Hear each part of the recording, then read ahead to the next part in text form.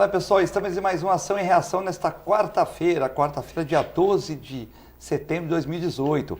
Sol na Baixada Santista, você que vê o programa fora de Santos, como a dona Norma lá no Rio de Janeiro, dona Jacirema e Jaboticabal, que já mandaram boa tarde para mim aqui. Hoje, presença do Eleus Spaiva, médico de medicina nuclear, ex-presidente da Associação Médica Brasileira, ex-presidente da Associação Paulista de Medicina, vice-prefeito de São José do Rio Preto e professor universitário da USP.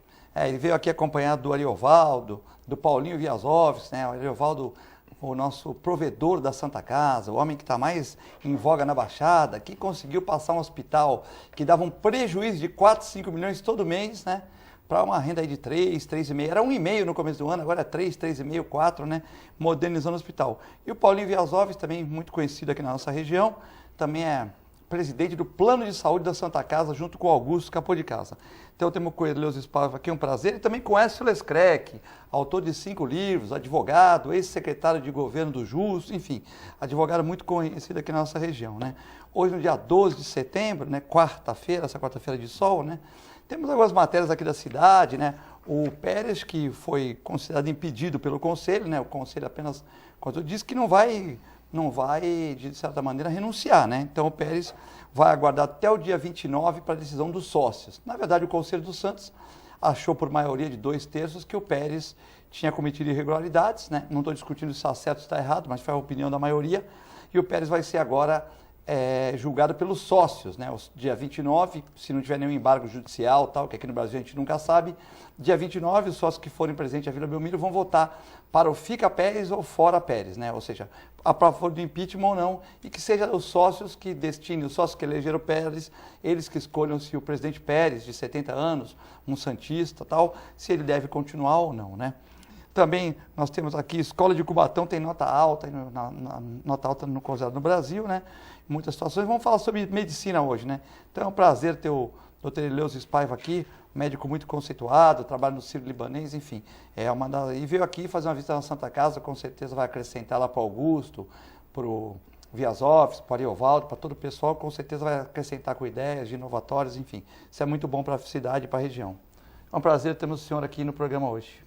Obrigado, Eduardo. Prazer é meu estar aqui com você, estar aqui com o Écio, sou médico, né, professor universitário, 40 anos nessa profissão e muito focado na saúde pública do país. Então, era um desafio muito grande estar conhecendo a Santa Casa de Santos, se bem que eu sou filho daqui, né? O senhor é santista? Santista. Sim. 2 vezes santista, viu?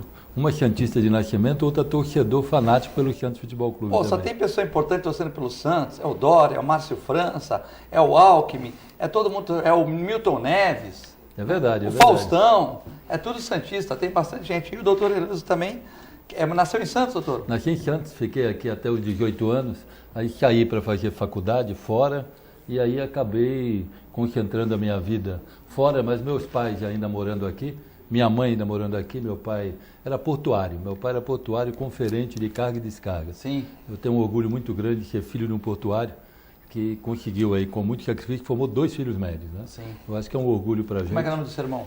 Meu irmão, Antônio Fernando. Também trabalha em São Paulo. Meu irmão, infelizmente, também é falecido. Meu irmão faleceu precocemente num acidente e eu fiquei com meus pais, mas o carinho por Santos é muito grande. E eu ouvi muito falar da Santa Casa de Santos recentemente.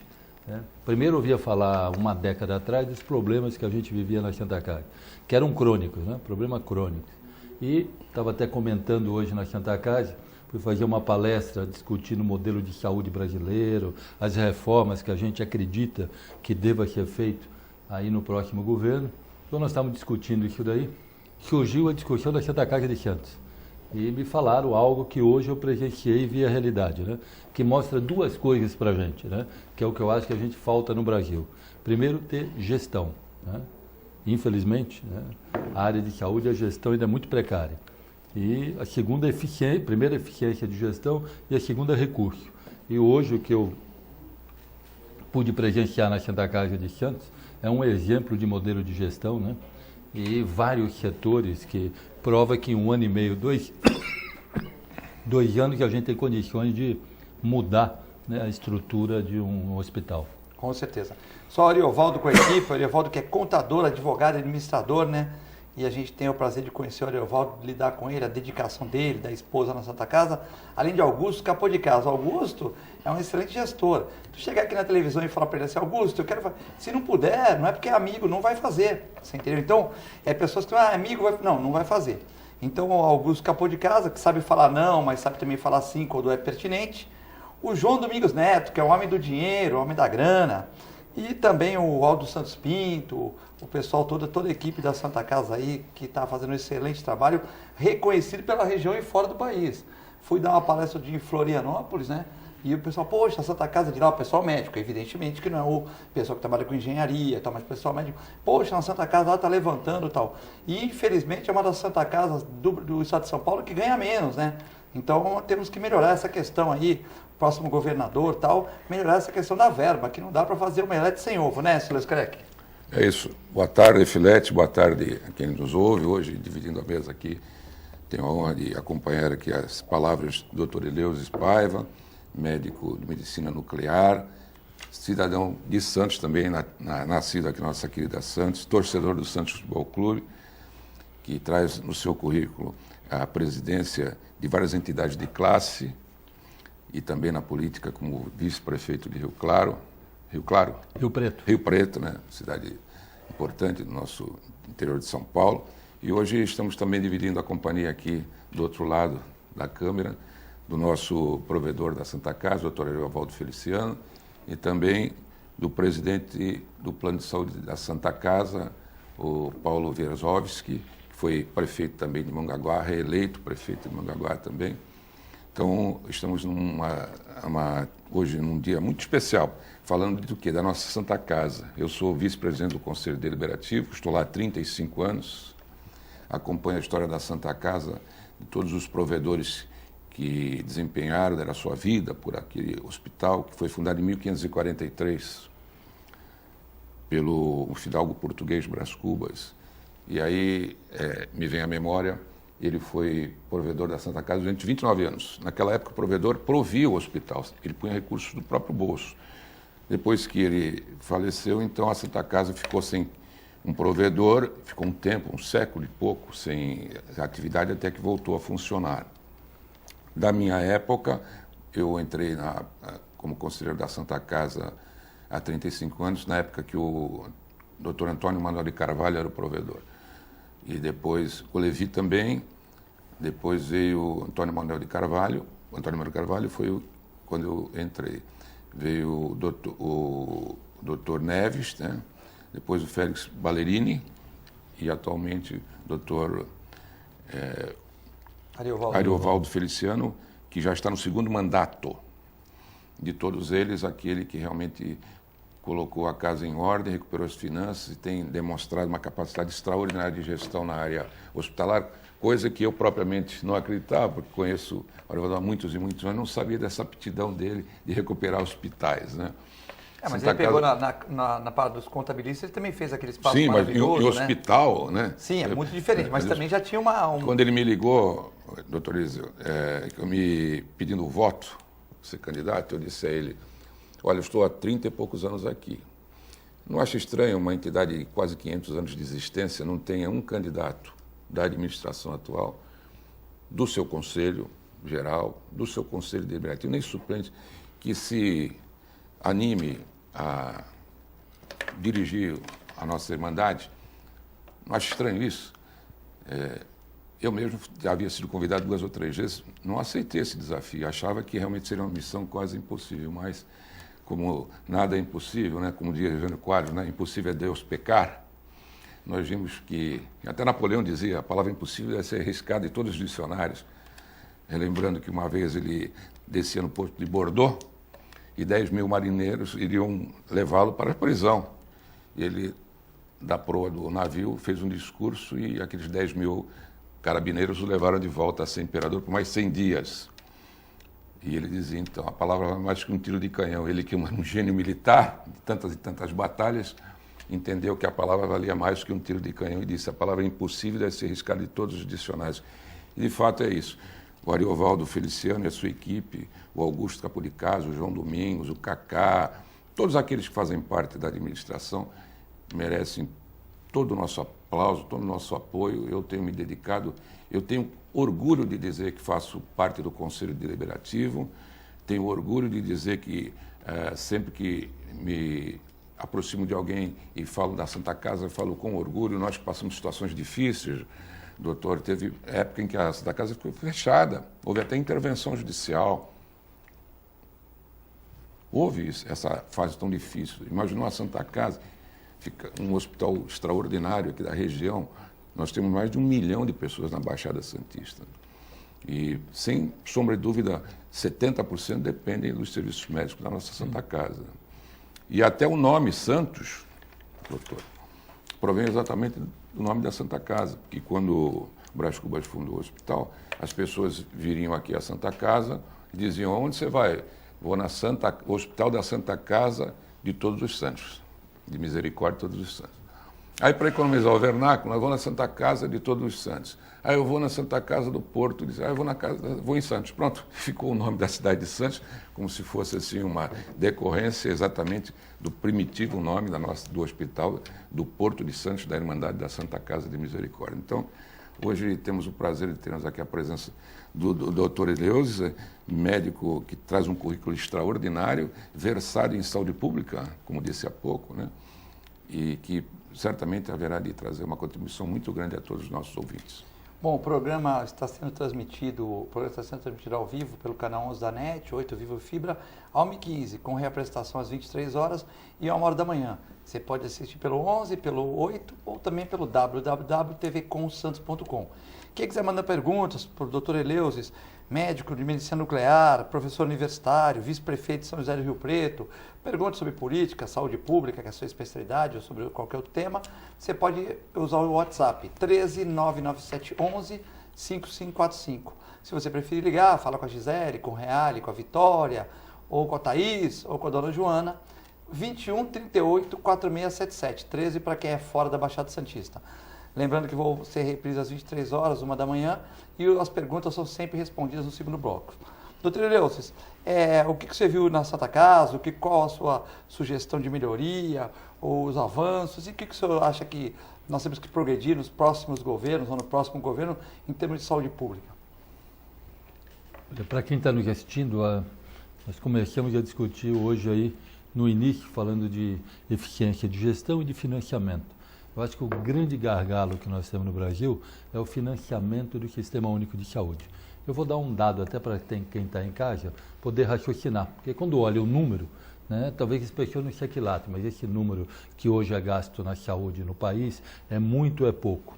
Eu vou fazer vamos voltar um pouco no tempo, Écio. O Écio deve lembrar, antes de 88, como é que era a saúde pública no Brasil? Antes de 88, tá? Porque 88 é um marco da Constituição, a Constituinte, né? É a nova Constituição brasileira. Saúde era feito pelo Ministério de Previdência Social. Tanto é que nós tínhamos o INAMPS, que era o Instituto Nacional de Assistência Médica e Previdência Social. Quer dizer, era um instituto que era responsável por duas coisas. Primeiro, fazia a parte previdenciária, aposentadorias, a parte previdenciária, e também responsável pela saúde. O financiamento vinha do Ministério de Previdência Social. Como é que existia esse financiamento? 30% de tudo que arrecadava na Seguridade Social ia para a saúde. Nós estamos falando que fosse nos dias de hoje e tivéssemos o INAMPS, algo em torno de 170 bilhões de reais estaria sendo o financiamento da saúde pública no Brasil. Isso daí antes de 88. Só que naquela época só tinha direito à saúde pública quem tinha carteira assinada. Quem pagava, né, o INPS, tinha direito à assistência à saúde. Se a gente for fazer o cálculo, o que aconteceu? Depois de 88, ampliou essa população. Praticamente quase que dobra essa população. E olha o que acontece. Nós quase dobramos a população que é assistida pela saúde pública e hoje, quanto o governo federal gasta na saúde pública? O orçamento está da ordem de 130 bilhões. O executado da ordem de 100 bilhões. Então, olha o tamanho. Nós dobramos a população assistida e reduzimos quase pela metade o financiamento da saúde. Aí a gente vê esse gargalo. Qual que é a dificuldade das Santas Casas no Brasil como um todo? Vocês terem uma ideia? Tem quase 20 anos que a gente não altera a tabela SUS, a tabela que O SUS paga para os hospitais atenderem. Então, na realidade, quando a gente vê uma Santa Casa funcionando bem, é que ela fez duas coisas. Primeiro, tirou toda a gordura, né? Porque a gordura não é possível. Segundo, tem um financiamento também do setor privado. Santa Casa de Santos tem um plano de saúde forte e vários outros setores privados que ajudam a atender e ajudam a financiar o que é deficitário no Sistema Único de Saúde. E nas conversas que nós tivemos com o provedor, o que eu acho fantástico é que ela hoje está preparada, capacitada e muito bem estruturada para começar a desenvolver alta complexidade, que normalmente é uma tabela mais generosa dentro do Sistema Único de Saúde. É uma Santa Casa preparada para transplante, mas não vem fazendo transplante pelo SUS. É uma Santa Casa preparada para alta complexidade, alta tecnologia em prótese, mas também não vem atendendo, por falta de... Doutor, só para o telespectador ter uma ideia, assim, lógico que varia de hospital para hospital, diz que a Santa Casa até é prejudicada nisso, porque tem Santa Casa que recebe mais. Quanto que paga, vamos por uma média para o telespectador que às vezes não é da saúde, quanto paga para uma consulta, para vamos por uma esterectomia, vamos por uma mulher ter uma endometriose muito grave, vai ter que retirar o útero, ou, por exemplo, uma esplenectomia, uma pessoa que tem um tumor no baço, ou uma fratura com uma cirurgia óssea, mas uma cirurgia simples, quanto que paga o SUS? Olha, uma consulta médica pelo SUS, vai depender se ela atende especialidade ou geral, ela vai variar entre R$ 5 a R$ 9,80. Quer dizer, cada um que está passando na Santa Casa lá, o governo está pagando depois de quanto tempo esses R$ 5 a R$ 9? Isso daí, se não tiver glória, Sim. se não tiver retenção, que de vez em quando tem retenção, algo em torno de 60 dias você está recebendo algo em torno aí de R$ 5,00 uma consulta. Mas peraí, R$ 5,00? Não, agora o que é mais grave, ligado. agora nós vamos falar outra coisa mais grave. Você pega uma consulta aí de baixa para média complexidade, que está jurando mais ou menos na faixa aí de 150 a 180 reais. Isso? Aí você vai falar, não, mas isso daí é mais grave, porque você pega uma cirurgia de média complexidade que vai dar uma internação aí de 3 a 5 dias. Né? Então, se você dividir isso daí, vai dar entre o centro cirúrgico, entre toda a mas equipe... Mas 180 tudo? Com a internação de 3 dias, É o pacote. Né? Aí você vai dar isso daí uma média, vai depender se esse paciente vai embora mais precocemente ou não, vai dar uma média entre 30 e 36 reais a diária, envolvendo toda a equipe. Então você imaginar que você vai num hotel que tem roupa lavada, ar-condicionado, você tem café da manhã, que tem que ser balanceado com dieta adequada, com uma nutricionista, com café da manhã, com almoço, com café da tarde, com janta, com café da noite, né? Todo o atendimento médico, medicamento incluído, por R$30. Então a gente só na casa da sogra, se gostar de você, que você vai ter esse Olha, mas nem a sogra aguenta isso daí. Mesmo assim a sogra você vai ter que levar... Nem a sogra aguenta. A sogra quebra porque vai entrar no vermelho e vai entrar no cheque especial. Você vai ter que levar um vinhozinho para o fim de semana, vai ter que no domingo comprar uma carnezinha para fazer o churrasco, vai sair mais caro que esses 30, 50 Então você veja que é muito difícil hoje uma Santa Casa sobreviver perante isso tudo. Então tem que ter muita competência, tem que ter parceria. É uma coisa que eu acho muito importante, a vida me ensinou, principalmente na medicina, tudo funciona se você tem equipe boa. Tem que ter um líder, mas esse líder tem que ter equipe boa. Se não tiver equipe, você não consegue. Tem que captar recursos no privado, até para ajudar a financiar o público, e tem que ter uma participação da sociedade como um todo. Agora, a sociedade só participa e só ajuda quando tem credibilidade de quem dirige. Eu acho que é a figura-chave no modelo que existe das Santas Casas de Misericórdia, figura do provedor. Primeiro que o provedor dá credibilidade. O time só funciona bem se tiver liderança. E uma coisa extremamente importante que pouca gente sabe, né? Ser provedor hoje é muito difícil, porque a lei muda. Né? A lei muda. Antigamente o provedor assinava, quem respondia era o patrimônio da Santa Casa. Então, as casas que foram doadas? Tudo o patrimônio da Santa Casa respondia. Hoje a lei muda, hoje a responsabilidade, né, por um déficit que existe, ou uma dívida assumida, é a figura física do provedor. Portanto, a partir de quando? Se a lei muda a partir, já tem 15 anos mais ou menos que a responsabilidade passa a ser da mesa administrativa na figura do provedor. Então, quem assume hoje uma provedoria de uma Santa Casa é uma pessoa realmente que tem um coração, tem uma visão humanística muito bom, porque está colocando os seus bens pessoais à disposição da sociedade para atender a população de baixa renda. Tem que ter equipe boa, controlar tudo bem. Tem que ter equipe boa. Tanto estava conversando com o provedor, fiz uma pergunta na hora de ir embora. 2 anos de administração, provedor, 2 anos. Falei para ele, tem a Santa Casa na mão? Ele falou, doutor, se não tivesse ela na mão, eu não dormia, porque eu sei o volume envolvido. Uma Santa Casa com faturamento entre o hospital e plano de saúde, entre 50 e 60 milhões, com um comprometimento quase no mesmo nível. Então, nós estamos falando que você falou, olha, não sabia que o provedor tinha dinheiro do hospital. Mais do que isso, ele está administrando algo que gira. O Wes que falou. Verdade. Eu já sabia, porque eu sabia que não sabia que de hospital, mas ele está administrando uma empresa, ele está administrando uma empresa de um faturamento aí de 700 milhões de reais ano. Quer dizer, não é uma empresa pequena, uma empresa de grande porte. Sendo que desse faturamento, quase 70% do que ele atende, 65%, 70%, é deficitário. Então ele tem que atender 65% deficitário e daqueles 35% que não é deficitário, ele tem que cobrir o déficit daí. Então tem que ter gestão muito boa, dizer, senão não faz. Com a renda dos 35% e dos aluguéis tem que cobrir, mas é muito difícil, né? Muito difícil. Contratos muito antigos, difícil. Tudo. Tanto é que eu acho que uma das metas que a gente tem, e eu estou ajudando inclusive, um dos candidatos à presidência da República está discutindo a saúde desse país, uma das metas que a gente está elevando isso aí, que 10% da receita corrente bruta do governo federal vá para a saúde. É o mínimo que a gente precisa hoje para poder viabilizar o sistema público desse país. Senão, vai dar isso que nós estamos assistindo, que é uma vergonha. Né? O que nós estamos assistindo hoje, a nível de saúde pública desse país, é uma vergonha que nós assistimos. Mas o dinheiro tem ou não chega, doutor? Porque, veja bem, falam que tem que pôr 25%. Não, mas tem duas coisas que eu acho que tem que pôr 25% do dinheiro para a saúde.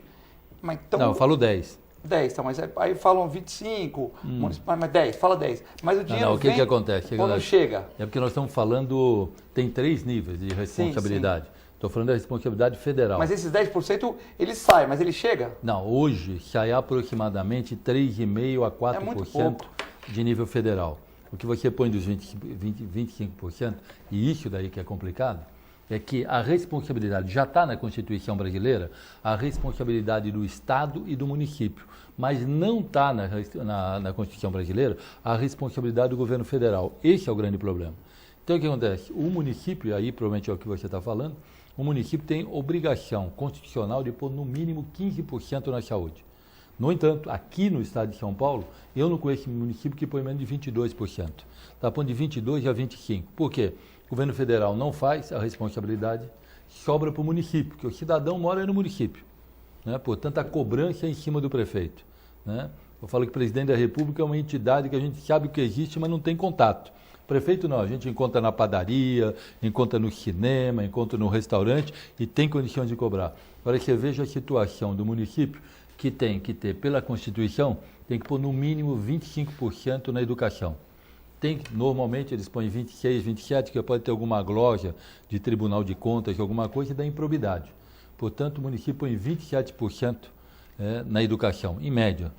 E mais 25% na saúde, quer dizer, só em 2 itens, saúde e educação, ele bate 52%. Para pagar funcionário, já viu. Aí você já falou, a hora que vem folha de pagamento, você perde o poder de investimento. Então, o município brasileiro hoje, ele está sem poder de investimento. Que tinha que colocar 15, mas coloca 25, né? Agora, você imagina em cidade pequena, você pega uma cidade grande como Santos, São Bernardo do Campo, Campinas, Rio Preto, Ribeirão, ainda tem uma fonte de financiamento boa. Cidade pequena, você vê que todos os municípios estão praticamente inviabilizados. A situação é tão grave, que eu vou a alguns municípios do interior do estado, a prefeitura fecha ao meio-dia. Prefeitura fecha ao meio-dia. Para economizar o quê? Para economizar energia, telefone, pagar menos para funcionário, porque estão todas elas praticamente desestruturadas. Aí a Santa Casa ganha R$5 por consulta, tem que deixar o ar-condicionado ligado, tem que deixar tudo, não paga nem os 5. Deixa o cara demora meia hora numa consulta de ar-condicionado, já foi os R$5. Não é isso, Écio? Veja só, o doutor se reportou sobre a saúde pública e a Santa Casa de Santos é uma entidade privada. A Santa Casa é uma entidade privada. Ela é considerada filantrópica, mas privada. ela tem uma série de benefícios fiscais e, por conta disso, ela disponibiliza 60% a 70% dos leitos que tem ao SUS. Pelo menos 60%. Pelo menos 60%. E, na verdade, a grande maioria da população vai socorrer exatamente dessa disponibilidade dos leitos do SUS. A outra parte é coberta, então, pelos convênios de planos de saúde. Mas o que eu queria me reportar é o seguinte: a Constituição de 88 vai completar 30 anos agora, no dia 5 de outubro. Né? Ela foi promulgada, quer dizer, as anteriores eram outorgadas. O que significa isso? Significa que o Estatuto da Nação, quer dizer, a lei mais importante do país, antes era outorgada, era de cima para baixo. Esta não, essa foi promulgada por uma decorrência de um trabalho na Assembleia Nacional Constituinte, composta por deputados e senadores eleitos também com o poder constituinte, e presidida pelo saudoso Ulisses Guimarães, que a chamou, portanto, de a Carta da Cidadania, quer dizer, a Constituição Cidadã. Muito bem. Então, a isso nos remete, por exemplo, que, historicamente, que importância tem isso? Muito. No dia 7 de setembro de 1822, Dom Pedro I, então, declarou o Brasil separado de Portugal. O Brasil se torna independente naquele dia? Não, porque ele continuou durante 2 anos ainda regulado pelas leis portuguesas. Então diriam a ele: imperador, isso está errado. Nenhum país pode ter soberania se depende de lei de outro país. Aí ele autorizou que fosse criada uma Assembleia Nacional Constituinte. Quando apresentaram, e vários santistas fizeram parte, os Andradas, inclusive teve um, José Feliciano Fernandes Pinheiro, Visconde de São Leopoldo, que apertou Dom Pedro para que fizesse uma Constituição do país. E nessa altura foi apresentado um modelo. Quando ele viu que limitava, diminuía as suas prerrogativas como imperador, dissolveu a Assembleia Constituinte, mandou prender todo mundo e ainda tirou os bens que eram de propriedade da família Andrade. Até que em 1824 ele outorgou a primeira carta constitucional do Brasil, 1824, outorgada. Então, na verdade, a independência do Brasil, em termos de soberania, não ocorreu dia 7 de setembro de 1822, e sim na data em que foi outorgada a Constituição Brasileira, em 1824. Então, é muito importante que o povo brasileiro saiba disso, porque o Estatuto da Nação, a Carta da Cidadania, a Constituição Cidadã, privilegia o cidadão, ao ponto, isso se discute muito em época de campanha eleitoral, os poderes da República e tal, coisas curiosas, né? Eu, como advogado, há 50 anos e tal, sou muito questionado a respeito desse assunto. Vocês dizem, qual é a diferença, por exemplo? O Estado é acusador. Por quê? Porque através do Poder Executivo Estadual, quando se trata de direito estadual, de âmbito estadual, ou através do Ministério Público Federal, é o Estado. Através do Poder Executivo Federal ou estadual, é o Estado o acusador. E também é o Estado o julgador. Ora, digamos, paridade de armas existiria quando o acusador e o julgador, ambos, são do mesmo poder? O Estado. Não sobraria nada para outra parte. O que sobraria para outra parte? O cidadão. Aí foi consagrado, então, o maior direito da nossa Constituição. O quê? A presunção de inocência. Então, veja bem, o maior patrimônio que o cidadão tem, que foi promulgado pela nossa Constituição, é exatamente a presunção de inocência. Por quê? Ela faz com que o cidadão só seja considerado culpado em processo criminal quando transitar em julgados, ou seja, quando ocorrer o desfecho de todo o processo criminal, em qualquer instância que isso possa ocorrer. Por isso ela é considerada a Constituição Cidadã. E mais, nos direitos políticos, só complementando esta parte, tem lá o artigo 14 que fala assim, que a soberania popular ela é manifestada através do quê?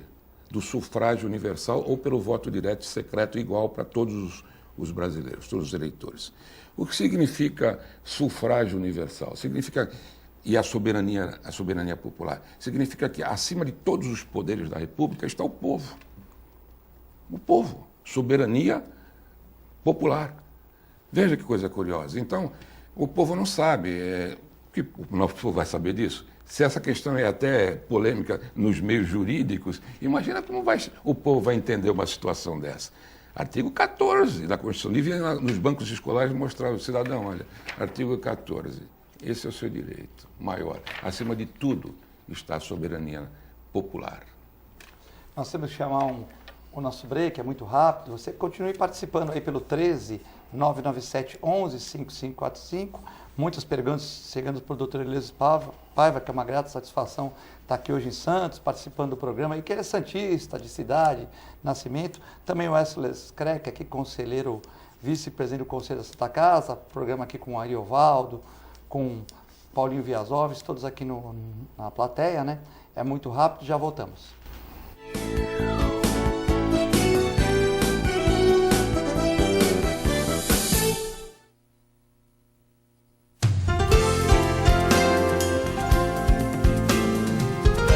Plano Santa Casa Saúde de Santos, cuidando de você há mais de 2 décadas, com muito carinho. Afinal de contas, são quase 90 mil vidas. Atendimento em todas as cidades da Baixada Santista e Litoral Sul. Plano Saúde Total, ou seja, saúde mais odontologia. Inclusive o programa de saúde continuada, prevenção de doenças crônicas. Plano Santa Casa Saúde de Santos, há mais de 2 décadas cuidando de você com carinho. APO Planos Odontológicos Empresariais, cuidando da saúde bucal de seus funcionários, com mais de 200 dentistas credenciados e cobertura em todo o território nacional. Central de atendimento exclusiva, planos extensivos à família, controle de qualidade permanente e liberação online de vários procedimentos. Faça como as grandes empresas da região e contrate o plano de saúde empresarial da APO. Atendemos empresas a partir de 3 funcionários. Em Santos, ligue 2104-4000 ou acesse apoodonto.com.br. A Clínica Multiimagem é especializada em exames de radiologia e diagnóstico por imagem, investindo continuamente em tecnologia e trazendo constantes inovações para proporcionar à comunidade médica e seus pacientes diagnósticos ainda mais precisos. Sua nova e moderna estrutura, aliada à tecnologia de ponta, juntamente com o corpo clínico especializado, tornam a Clínica Multiimagem um dos centros de diagnósticos por imagem mais avançado do estado de São Paulo. Entre em contato pelo telefone 3202-1250.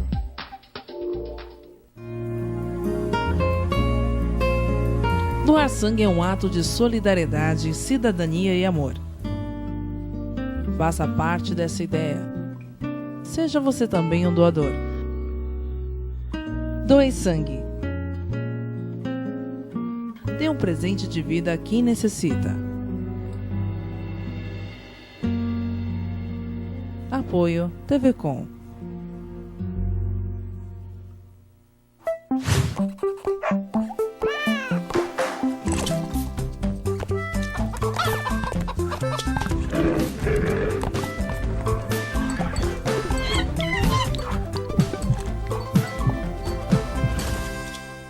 Olá pessoal, hoje vou falar para vocês que gostam de animais, que querem se inserir no mercado pet.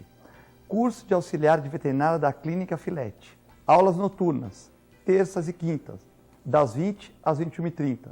Salas climatizadas, totalmente apostilado.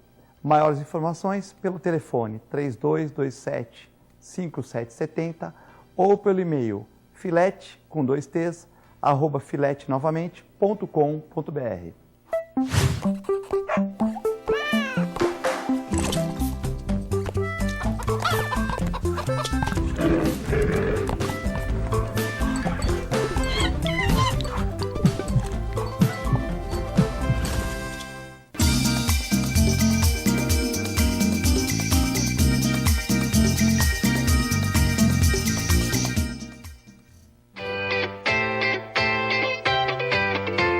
Quer ganhar uma bolsa de estudos da USA International? Fazer inglês sem pagar nada por 6 meses?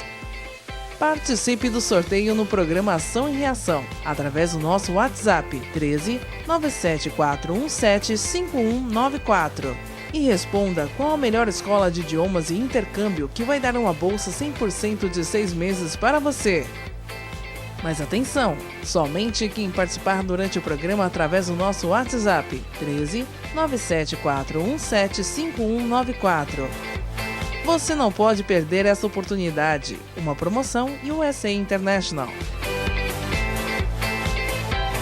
A melhor programação RVD. Mande Mande a sua mensagem para o nosso WhatsApp 13 997 72 8946. Peça sua música, mande seu recado e concorra a muitos prêmios. Rádio RBD, música e esporte para você. Mais 1 minuto e o portão do Enem fecha. Mais 1 ponto e eu passava na prova. Mais um dia e eu vou ter 18 anos. Mais 1 gol, meu time seria classificado. Vai ficar sem fazer nada ou vai fazer a diferença? Tudo muda quando a gente participa da mudança. A democracia é feita com a participação de todos. E aí, partiu mudar? APO Planos Odontológicos Empresariais, cuidando da saúde bucal de seus funcionários, com mais de 200 dentistas credenciados e cobertura em todo o território nacional. Central de atendimento exclusiva, planos extensivos à família, controle de qualidade permanente e liberação online de vários procedimentos. Faça como as grandes empresas da região e contrate o plano de saúde empresarial da APO. Atendemos empresas a partir de 3 funcionários. Em Santos, ligue 2104-4000 ou acesse apoodonto.com.br.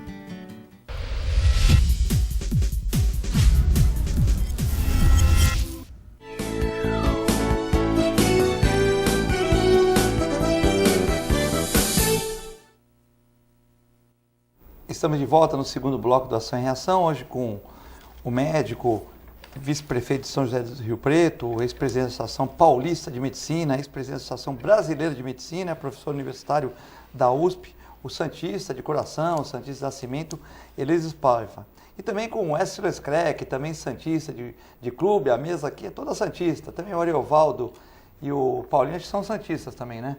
Então a mesa toda santista aqui. Paulinho é santista não? Paulinho é palmeirense. Então nós temos 4 santistas e o Paulinho Viazovski, que é palmeirense, que foi prefeito de Mongaguá e atualmente presidente, junto com o Augusto Capô de Casa, do Plano de Saúde da Santa Casa, né? O programa aqui discutindo a medicina, tudo. E muitas perguntas aqui para o professor Eleusis. Aqui a Janaína de São Vicente, mandando um abraço para o professor Eleusis. Ele que é vice-prefeito de São José do Rio Preto, mas está afastado, né? O senhor está afastado.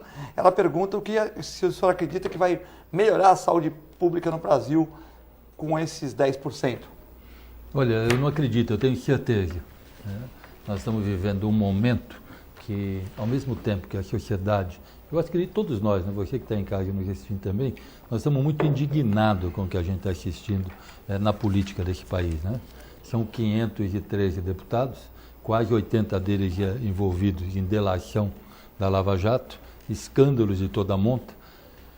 Eu acredito que a sociedade toda, né, vai exercer uma pressão muito grande, eu espero que exerça no bom sentido, obrigando quem está na vida pública a ter uma visão mais humanística, mais responsabilidade, principalmente com as questões sociais. Aí eu vejo saúde e educação como duas prioridades que não podem ficar longe. Eu acredito que se a gente tiver um financiamento adequado, né, gerenciamento tem que ter auditoria. Se a gente auditar bem, né, já é um ponto favorável para a gente evitar os ralos que a gente tem. Com financiamento adequado, a gente pode melhorar muito, até porque o SUS, a gente fala todos esses problemas que vive são grandes, filas intermináveis de exame, cirurgia, mas tem dados para mim fantásticos do SUS. Vou dar um dado para vocês, eu não sei quem está em casa sabe. Né? Se nós formos olhar os transplantes como um todo, o Brasil é o segundo país no mundo que realiza o maior número de transplantes, sendo que desses transplantes, 95% a 97% é pagos pelo Sistema Único de Saúde. Nós temos um hospital público em São Paulo, que nós chamamos de Hospital do Rim, que é gerenciado por um médico extremamente competente, um nefrologista, Dr. Medina, que inclusive já soube que também vem muito aqui em Santos, na Santa Casa. O Dr. Medina chefia o hospital que mais faz transplante de rim no mundo. Que treinamento, né, de países europeus, inclusive América do Norte, as pessoas vêm para o Hospital do Rim para treinar transplante de rim, porque o que faz em um dia, a maioria dos países da América do Sul leva 1 ano para fazer. Então, você veja que, e tudo Sistema Único de Saúde. Então, nós temos, vamos pegar a cirurgia cardíaca, 85% das cirurgias cardíacas, quem paga? Sistema Único de Saúde. Né? Então eu vejo aqui, com todas essas dificuldades, é um modelo de saúde extremamente adequado. A tecnologia e os profissionais nós temos, falta recursos financeiros que eles não mandam, né? Que o governo federal acha que não tem a obrigação dele, né? Eu defendo claramente, né, o próximo governo abrir uma discussão sobre o modelo de Sistema Único de Saúde. Você tem que abrir isso com a sociedade, até porque abre algumas caixas pretas também. O que é importante? Primeiro, quando falo em abrir, eu vejo que tem um setor da saúde que fica reticente. Não, vai abrir discussão, vai ter retrocesso. O agrupamento político hoje, que nós estamos discutindo agora com o ES, não é tão progressista como era de 88. Não, eu não defendo perder os princípios do SUS. O SUS tem um tripé baseado em equidade social, baseado em integralidade. O que é integralidade? Cobertura de todas as doenças e universalidade. Atender todas as pessoas. Eu defendo que esse tripé seja mantido. Só que nós temos que discutir. 30 anos depois nós temos que discutir. Nós não aguentamos, por exemplo, a judicialização que existe na saúde. A judicialização na saúde praticamente inviabiliza o modelo. Então nós temos que avançar. Como é que avança? Avança-se com transparência. Eu acredito que tudo que faz em 4 paredes, como medida provisória, por exemplo, eu sou contra, que eu acho que a gente tem que abrir. Abre a discussão com a sociedade, escancara os problemas, deixa os problemas em aberto, e aí a sociedade resolve como resolver. Eu acho que dessa forma nós podemos avançar. Volto a falar, financiamento, gerenciamento, transparência, e eu sou a favor da gente repensar depois de 30 anos, repensando esse modelo de saúde, até porque todos os países que adotam modelo semelhante, já fizeram isso em determinado momento e nós precisamos de fazer também no nosso país. A Cleusa de São José do Rio Preto, ela é enfermeira, está mandando um abraço para o senhor. E a Janaína estava perguntando se o senhor está licenciado da vice-prefeitura de São José do Rio Preto. Eu pedi afastamento da vice-prefeitura, eu era secretário de saúde do município, ocupava o cargo junto com a vice-prefeitura e sou candidato a deputado. Então, a partir do momento que lancei, né, a possibilidade de ser candidato a deputado federal, eu abri mão de estar exercendo algum cargo público, até para que isso não tenha nenhum tipo de problema. Isso. A Ivonete do Boqueirão, estou gostando muito do programa, muito bom trazer a Santa Casa como assunto. Aqui no Boqueirão tem muitas casas para alugar e dizem estar separadas para a Santa Casa, isso é verdade? Bom, aí não vou pedir para o Écio separadas para a Santa Casa, ou, bom, enfim, deixa aqui, a gente vai tentar para o Écio responder isso aí. Quantas vagas serão guardadas para as pessoas que vão em situação mais complicadas? Acho que deve ser da Santa Casa também. A gente vai fazer um programa com o provedor para te perguntar isso, para o Augusto Capô de Casa, né? Mas tem casas para alugar aí que são separadas para a Santa Casa do Boqueirão, Écio? Não, muitas pessoas que não tinham descendentes, não tinham herdeiros e tal, isso no passado, né? A história da Santa Casa tem muita coisa ligada a uma questão mesmo da família humanitária, de Santos e tal, de Benemerência. Da Baixada, né? Acabava deixando seus imóveis para a Santa Casa. Quando o provedor era o Dr. Antônio Manuel de Carvalho, nós enfrentávamos uma dificuldade imensa. Ainda enfrentamos, agora em franca recuperação. Então ele sugeriu que fossem alienados bens da Santa Casa através de um leilão de bens imóveis. Até porque na época ele contraiu um empréstimo, ele que não acreditava no Plano Cruzado, Antônio Manuel de Carvalho. Ele foi expor isso no Conselho Geral, eu era conselheiro geral naquela época, e não acreditava. Não obstante, ele foi e pegou empréstimos com juros lá embaixo, depois o plano não deu certo, e aí os juros foram estratosféricos e tal. Ele teve que pedir autorização para o Conselho para alienar bens. Na metade desse procedimento, houve o falecimento dele e assumiu, então, o vice, que ficou com esse problema para ser resolvido. De fato, a Santa Casa herdava, deve ter ainda no seu acervo patrimonial muitos bens que são deixados por pessoas que não tinham outros herdeiros, deixaram em favor da Santa Casa, não saberia precisar, numa outra oportunidade, comentando aqui com o nosso provedor, que tem esses dados, né? Esse programa tem que ser emendado com o do provedor aqui. O provedor, né? Poderia porque responder. o provedor vai já emenda. O Conselho é um órgão deliberativo, é um órgão, digamos, do Poder Legislativo, não é do Poder Administrativo. Então, Ivonete, essa pergunta aí sobre Santas Casas, tal, a gente vai ter que formar... aqui no Boqueirão tem muitas casas para alugar, dizem estar separadas para a Santa Casa. Não sei se ela quis dizer que são da Santa Casa, que não deve ser, mas deve ter alguma coisa no Boqueirão que alguém deixou, ou se a Santa Casa vai fazer algum projeto lá, isso eu não sei, né? O Olhoval está falando que não tem projeto para o Boqueirão. Tem projeto para atender bem as pessoas do Boqueirão, mas não no Boqueirão. Então, deve ser alguma confusão aqui. A Isabel da Aparecida, Écio Lescrec e Ariovaldo. A sala da provedoria da Santa Casa leva o nome de João Otávio. Isso. Consta uma foto dele na sala. A Santa Casa é gestora do testamento do João Otávio, que doou o Complexo Educacional Escolástica Rosa na educação gratuita. E pode ser um centro de saúde de alta complexidade. Aí ela já está querendo mudar da educação para a saúde, enfim. É Isabel da Aparecida, um abraço para Isabel, parabéns aí para a família do João Otávio. E ela fala se lá não poderia ser um centro de saúde de alta complexidade. Bom, a Isabel sempre está muito preocupada com essa questão. Vem me procurar no escritório, já manda sempre mensagens. Você atendeu bem ela? Você atendeu bem ela? Ah, sim. Eu acho que não conseguiria dormir se deixasse de atender alguma pessoa bem, né? Porque sim, a primeira questão... Sempre atendeu bem as pessoas. É a urbanidade. Depois, não conseguiria dormir se a minha consciência me impedisse de ter um relacionamento mais afável. Um homem que leva cobertor, foi outro dia na Praia Grande, saí da clínica, ia para a academia, o S me liga, vamos pegar cobertor na Praia Grande, eu estou sem carro. Eu fui lá, pus mais 200 cobertor no meu carro, veio o cobertor e o S foi distribuindo nas ruas, passava via morador de rua, foi distribuindo, sobrou uns 150 para ele distribuir no mercado. Mas na rua, parava o carro, parou ali no Canal 3, distribuiu, parou naquela, ali da Pompeia, na Pompeia ali, daquele que tem o município, perto do restaurante lá do restaurante, Encruzilhada e tal. Encruzilhada, mercado, foi distribuindo, veio da Praia Grande aqui, foi distribuindo cobertor para todo mundo na rua. Não, mas viu, Chilete, isso nós temos um princípio que a mão faz, a outra não. Mas eu não estou falando, pô. Sim, mas isso é outro assunto. Eu quero me referir a Isabel, ela sempre muito envolvida nessa questão relacionada com a herança que o João Otávio teria deixado para a Santa Casa, com algumas e tal. E já explicamos a ela isso, o que eu sabia a respeito disso, já encaminhamos à provedoria, o provedor já deu a ela as explicações devidas, e tudo mais que for possível se fazer em benefício da nossa cidade, nossa região, que a Santa Casa tem essa possibilidade, nós também, eu, o provedor, a diretoria da Santa Casa, estaremos envolvidas nessa questão. Você tinha falado aí no intervalo que tem alguém querendo saber se eu... a opinião dos dois, rapidamente. Se eu, digamos, acredito em urna eletrônica. Deixa eu ver se é o Brito do Setaporte, um abraço para o Brito, Carlos Alberto, dizendo que através do seu programa podemos polarizar o Brasil, podemos dar um jeito no Brasil. Parabéns ao doutor Eleusis, que mostrou que a saúde pública tem jeito. Então aqui é o Carlos Alberto, foi quem perguntou aqui da urna eletrônica.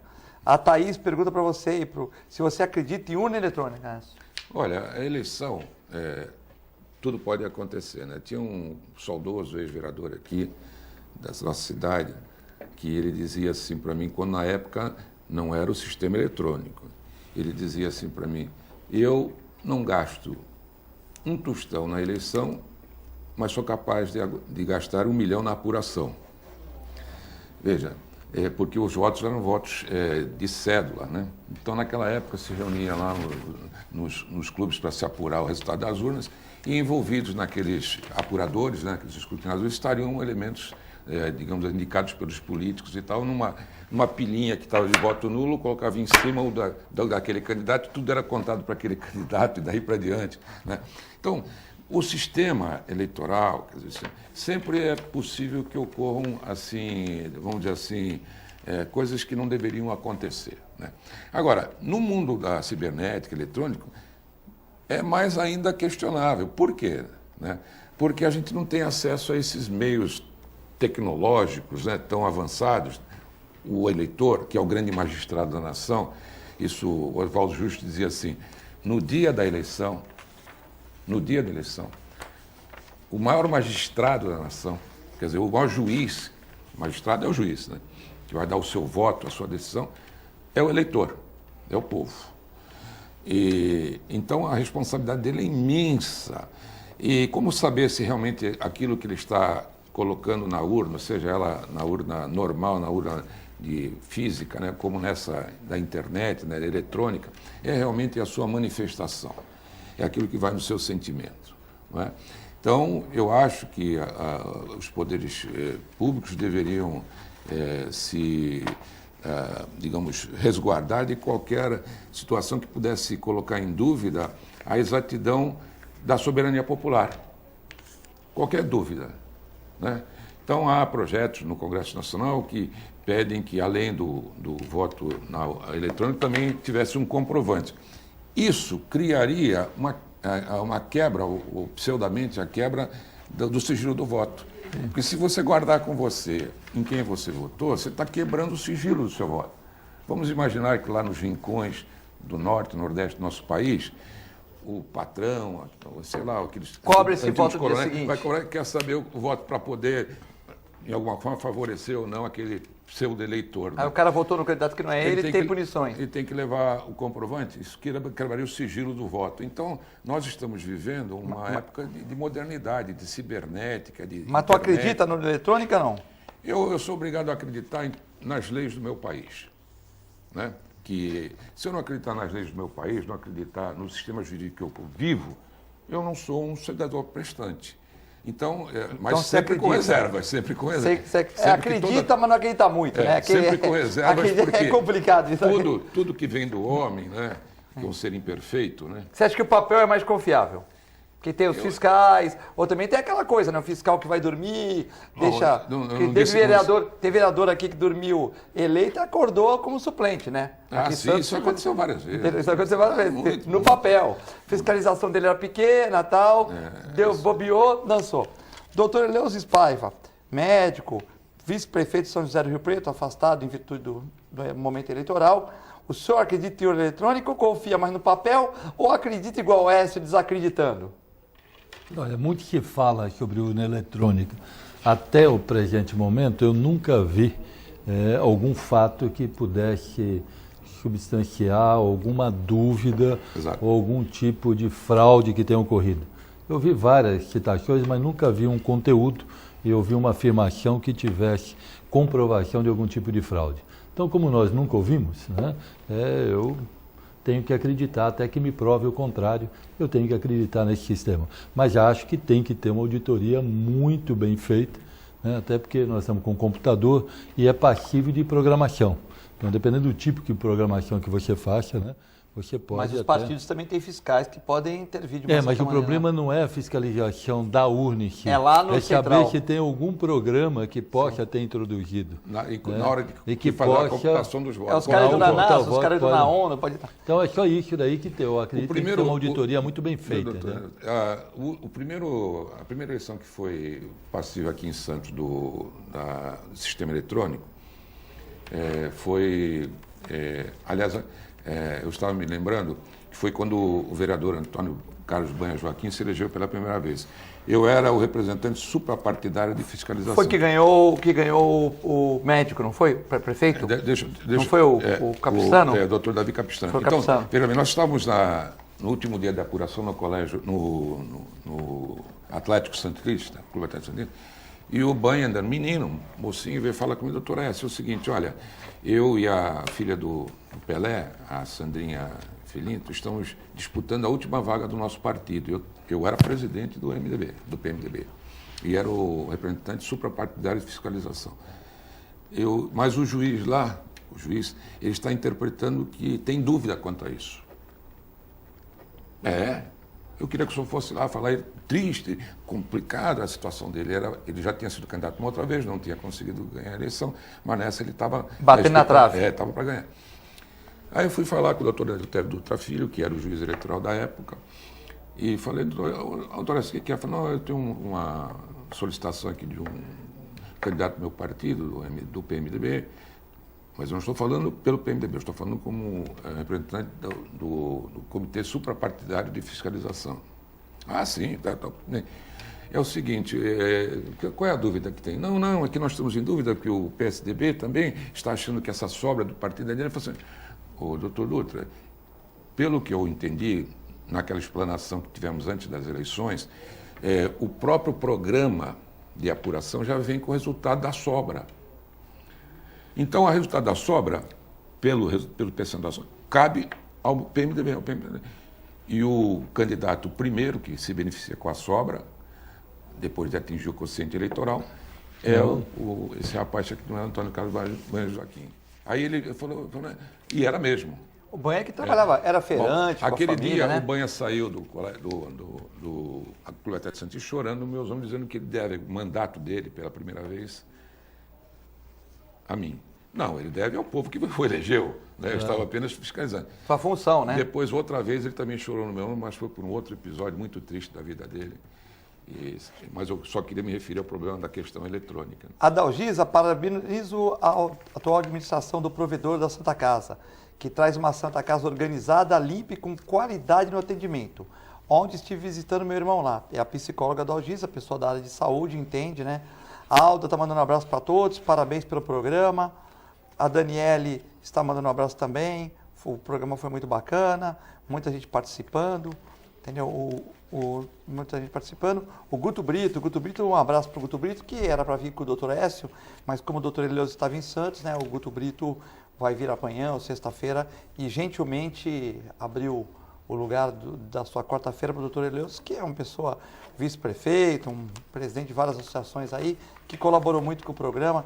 Queria agradecer ao professor Eleusis pela participação. Venha mais a Santos, quando vier a Santos avise para você participar aqui, que foi muito boa a participação, muita gente elogiando, e que você volte lá para São José de Rio Preto com muita tranquilidade e com Deus. Obrigado, eu que agradeço a oportunidade de estar falando aqui com o seu telespectador, e uma alegria muito grande de retornar à minha casa, né? Santos já sempre foi. Aqui vai ficar até quando? Não, agora eu fico só até amanhã. Amanhã você fica até domingo e ver o Santos São Paulo aqui na Vila Belmiro, não, mas né? pode ser que eu volte domingo para ver o jogo. O Santos São Paulo é às 4 horas, né? Pode ser que eu volte para ver o Sanchão, pode deixar. Tá certo. Écio Lescrec, quando eu falo que o Écio é Jurássico, ele não gosta. Então, o Écio Lescrec, um homem que nunca mudou de partido, está no PMDB até hoje, e vota na Marina Silva, porque tem muita gente aqui que não diz quem vota. O Guto Brito é Bolsonaro, né? Guto Brito, Bolsonaro, né? E o Guto Brito, Bolsonaro, brilhante Ustra, né? Temos aqui o Écio que vota na Marina, temos aqui a Rosilma que vota na Marina também, temos o Nicolau Bey que vota no Bolsonaro, temos o Zé Geraldo que não se definiu, temos vários, tem do Alckmin, enfim, tem de todos aqui. O Écio Lescrec aí que nunca mudou de partido, já ocupou vários cargos no PMDB, muito boa a participação aqui, a gente agradece. Eu que agradeço mais uma vez. Hoje eu fiquei muito feliz de que nosso programa pudesse ter a inteligência, a cultura, a sabedoria na área médica, sobretudo na área da medicina social, que é o que me importa para a nação, para todos nós, né?